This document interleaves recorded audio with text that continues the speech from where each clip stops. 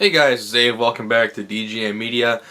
On this video, first I want to apologize because in the last video I promised daily uploads and that really didn't happen.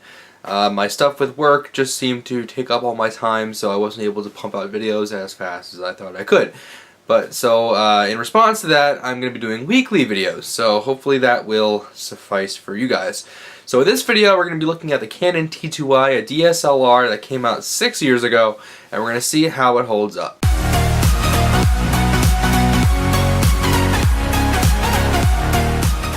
So before we start this video, if you guys want to see more content like this, be sure to hit that subscribe button. It really helps out the channel and you guys get notified when I upload. So be sure to go ahead and do that. But right now, let's get into the video. So this is the Canon T2I. This camera came out about 6 years ago in 2011. If you look up this camera on YouTube, pretty much all you're going to find, unless you do a lot of digging, are reviews from this camera from about 2011, from 6 years ago when it first came out. But what I'm looking at is this camera still worth money today? I picked this up off Craigslist for $160, which I thought was a pretty darn good deal, especially for the features it offers. The lens I already had, so let me take that off. I was actually using this Canon lens. This is a 28-80 ultrasonic I got for my pocket cinema camera, but it is an EF lens, and it works perfectly on the T2I. So in there is the sensor.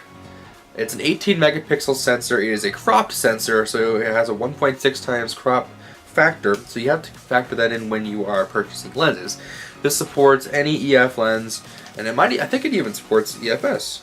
Maybe. I don't know, but you can get simple adapters if all you have is EFS. So let me put this lens back on here, and we'll get into more of this. So this is my first DSLR. The reason why I got a DSLR is because I just wanted something simple to take photos with. Basically all I've done in terms of camera work is video, and all I have are camcorders. Right now I'm using a Canon Vixia HFD20. It can take photos, but they're really not anything good. I also have a Blackmagic Pocket Cinema camera, so those are both video cameras designed for taking video. So I wanted to get something that was specifically designed for taking photos. Now, the Canon T2I, it's the Rebel T2I. It's also known as the EOS 550D, but in the US it's the T2I. And even though it's old, I just wanted something to get the basic gist of learning the basics of photography, like composition, things like that. So let's see what we got here. So it has an SD card slot. So SD cards are nice because they're cheap. They're a nice cheap alternative to the compact flash cards, which a lot of high-end DSLRs are taking these days. What's nice is that pretty much all the accessories that exist for the T6i and T7i, which are the current generations of this camera, will work with this older model, which is really nice. I found a battery grip to go on the bottom of this camera so that I can have more power, because right now all this thing uses is those silly LP6 batteries, or not LP6, just the LP batteries from Canon. And they last okay amount of time, but they're not anything special, so I'm getting a base plate for it with some more batteries. On the side, we have the I/O. So let's see what we got here. So we have mic jack, LAN, C, USB, and mini HDMI. This camera does shoot HD video at maximum of 1920 by 1080 at 30 frames per second. It also does 24 frames per second, or if you're in a PAL region, it does 25. And then it also does 720p at 60 frames, 30 frames, and you can also do standard definition widescreen. And this camera does support NTSC and PAL, so you don't have to worry about region problems. Now, build quality of this camera is still really nice. I picked mine up used, and it was in excellent condition, so props to the owner, previous owner of this. But in terms of actual build quality, it's very nice. It's lightweight. It has a little bit of heft to it, but that's mainly because of the lens. So it's nice to carry around. Mine has a shoulder strap. I highly recommend you get one of those if you're getting any DSLR, because they are extremely useful. Now on the back, it has the 3-inch monitor, which is not. Oops, it's over here. It's backwards on the camera. 3-inch monitor there. We have the viewfinder. Now the monitor is not articulating, so it doesn't fold out, which is kind of an annoying thing, especially if you want to do, like, selfie stuff like that. So what I might do is I might get just a little monitor to go up on top on the cold shoe. That's actually a hot shoe, which is nice because you can see flashes there.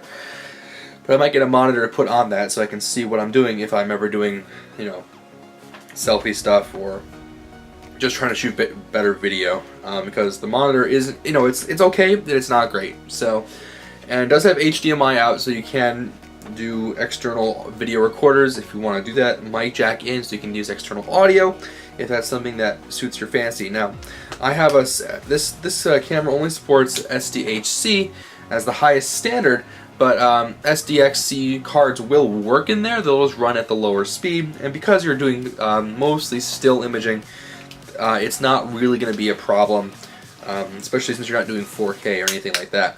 Now, this camera can shoot raw images, not raw video, raw images. So you get a lot of flexibility out of a camera like this, and you can work nicely with those photos in something like Photoshop or Lightroom or whatever photo imaging suite you like to use. I just recently upgraded to Photoshop 2017, and it's quite nice. I really do like it. So we have all kinds of manual controls. A lot of it's buried beneath menus, but there are some nice manual controls on the top there, you can see. So overall, the reason why I got this is because I wanted something for taking photos, something basic. I didn't want to shell out like $4,000 for the 5D Mark IV. I have no need for anything like that. I just wanted something simple that would work for me, and the T2I seemed like the perfect option because it's a nice resolution in terms of video and photography. The still images look great, and it's just a very simple camera to learn the basics of photography on.